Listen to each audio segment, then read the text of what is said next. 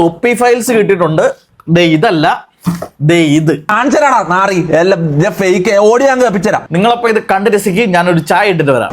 അല്ല, ആദ്യം ഷമീർ പോയി. ഞാൻ പറഞ്ഞ ഇവരെ ഒരുമിച്ച് പോവല്ലേ ചെയ്തത്. ആദ്യം ഷമീർ പോയിട്ട് ഇവന്മാരെ വലിക്കരുത്. ഈ ഷമീർ പോയപ്പോൾ ഞാൻ എന്താ വിചാരിക്കുന്നത്, ഷമീർ പോയി ഇവന്മാരെല്ലാം ഇവിടെ ഉണ്ട് എൻ്റെ ആൾക്കാർ.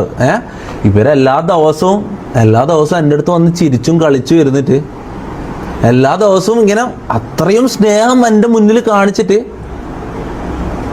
ബാക്ക്ഗ്രൗണ്ടിൽ ഇറക്കിട്ട് പണിയാടാ. ആ കോൾ റെക്കോർഡ്സ്, അവൻ്റെ കയ്യിൽ നിന്ന് ഫോൺ എനിക്ക് അതിൽ നിന്ന് ഫയൽസ് എനിക്ക് കിട്ടിയില്ലായിരുന്നുണ്ടല്ലോ. ഞാൻ ഇപ്പോഴും അറിയില്ല. അന്ന് അതിൻ്റെ ഒരാഴ്ചക്കുള്ളിൽ എന്നെ വിശന്ന് കൊന്നിട്ട് ഇവർ പോയിട്ടുണ്ടാവും. ഓല എന്തിനുള്ള കോഡ് വേടാന്ന് നിങ്ങൾക്കറിയാലോ. എന്തായാലും കൂടുതൽ പേർക്കും അറിയായിരിക്കും അല്ലേ? എന്താ അപ്ഡേറ്റ്? പ്ലാന് എന്നെ കൊല്ലാനുള്ള പ്ലാന്. ഞാൻ ഉറങ്ങുമ്പം വിഷം തന്നിട്ട് എന്നെ കൊല്ലാനുള്ള പ്ലാനടാ. ഇത്രയും നോക്കി ഇതാക്കി വളർത്തിയിട്ട് തന്തയില്ലാത്തവന്മാർ പൈസക്ക് വേണ്ടി ആരെയും കൊല്ലാൻ പഠിക്കാത്തവന്മാരാടാ. ഇത് അറിയണോടാ എല്ലാരും. നിക്ക് ഇത് കൺഫേം ചെയ്യാൻ വേണ്ടിട്ടേ ശരത്ത് ഷമീറിനെ വിളിച്ചത്. ഓക്കെ, സംഭവം മുന്നിൽ മുഖത്തരാണെങ്കിൽ ഇങ്ങനെ ഒന്നും സംഭവം ഒരിക്കലും ചീത്ത വിളിക്കാനൊന്നും പോകുന്നില്ല. ഇത് നീയാതെല്ലാം വിളിക്കുന്ന പോലെ. നമുക്കിതിന്റെ സത്യാവസ്ഥ അറിയാത്തതുകൊണ്ട് നമുക്ക് ഇതിനെക്കുറിച്ച് അഭിപ്രായം പറഞ്ഞിട്ട് കാര്യമില്ല. കാരണം ഇതിൽ ആരൊക്കെയാണ് സത്യമായിട്ട് കാര്യങ്ങൾ പറയുന്നത്, ആരാണ് ശരി ആരാണ് തെറ്റെന്നൊന്നും നമുക്കറിയത്തില്ല.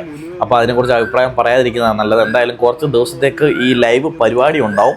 അങ്ങോട്ടും ഇങ്ങോട്ടും ഒക്കെ തെറിവിളിയും കുറ്റപ്പെടുത്തലും ഒക്കെ ഉണ്ടാവും. അതിനിടയ്ക്ക് ഡ്രഗ്സ് യൂസ് ചെയ്യുന്നു എന്ന് തൊപ്പി പറഞ്ഞായിരുന്നു. തൊപ്പിയുടെ വീട്ടിൽ ഇതുപോലൊക്കെ ഡ്രഗ്സ് കൊണ്ടുവന്നിട്ട് ഇവന്മാർ യൂസ് ചെയ്തിട്ടുണ്ടെന്ന്. അപ്പോൾ അത് ഒന്ന് അന്വേഷിക്കണം പോലീസുകാർ, കേരള പോലീസുകാർ. അതിനെക്കുറിച്ച് എന്തായാലും ഒന്ന് അന്വേഷിക്കണം. അങ്ങനെ എന്തെങ്കിലും ഇടപാടുകൾ ഇവന്മാർക്ക് ഉണ്ടെന്നുണ്ടെങ്കിൽ അതിനെക്കുറിച്ച് ഒന്ന് അന്വേഷിച്ചിട്ട് ആരെങ്കിലുമൊക്കെ യൂസ് ചെയ്യുന്നുണ്ടെങ്കിൽ അതും പിടിക്കണം. ഞാൻ ഇതുവരെ ഈ തൊപ്പിയുടെ ലൈവ് ഇതുവരെ കണ്ടിട്ടില്ല. അതുകൊണ്ട് ഇതിനകത്തുള്ള കഥാപാത്രങ്ങളെ ഒന്നും പേഴ്സണലി അറിയത്തില്ല, ലൈവിൽ കൂടെ എനിക്കറിയത്തില്ല. അപ്പോൾ എനിക്ക് അറിയാവുന്നൊരു കാര്യം പറയാം.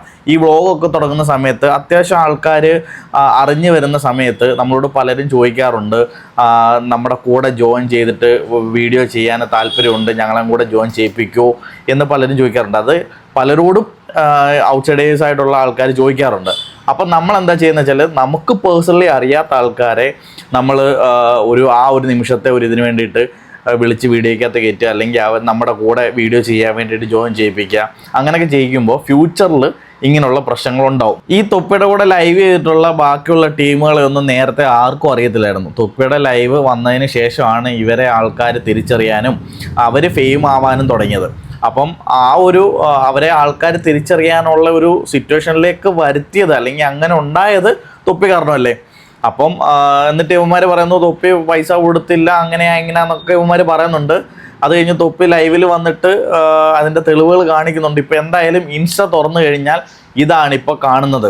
കഴിഞ്ഞ ദിവസം വരെ തൂഫാൻ്റെ കേസ് കിട്ടും കാര്യങ്ങളൊക്കെ ആയിരുന്നു. ഇപ്പോൾ ഇൻസ്റ്റ തുറക്കുമ്പോൾ ഇതാണിപ്പോൾ കാണുന്നത്. എന്തായാലും ലൈവിൻ്റെ ക്ലിപ്പൊക്കെ ഇറങ്ങുന്ന സമയത്ത് നല്ല തെറികളൊക്കെയാണ് കേൾക്കുന്നത്. അപ്പോൾ ഈ കൊച്ചു പിള്ളേരൊക്കെ ഈ ലൈവ് ഒന്നും കാണാതിരിക്കുക. അതേപോലെ തന്നെ കൊച്ചു പിള്ളേർ സോഷ്യൽ മീഡിയ യൂസ് ചെയ്യുമ്പോൾ ഇങ്ങനെയുള്ള ക്ലിപ്പുകളൊന്നും കാണാതിരിക്കുക. കാരണം നിങ്ങൾ വളർന്നു വരുന്നതാണ്. വളർന്നു വരുമ്പോൾ ഇതൊക്കെ കണ്ടും കേട്ടൊക്കെ വളർന്നു കഴിഞ്ഞാൽ നിങ്ങളുടെ ഫ്യൂച്ചർ വേറെ ഏതെങ്കിലുമൊക്കെ വഴിയിലോട്ടാവും. ഇതൊക്കെ റിജക്റ്റ് ചെയ്ത് സ്ക്രോൾ ചെയ്ത് വിടുക.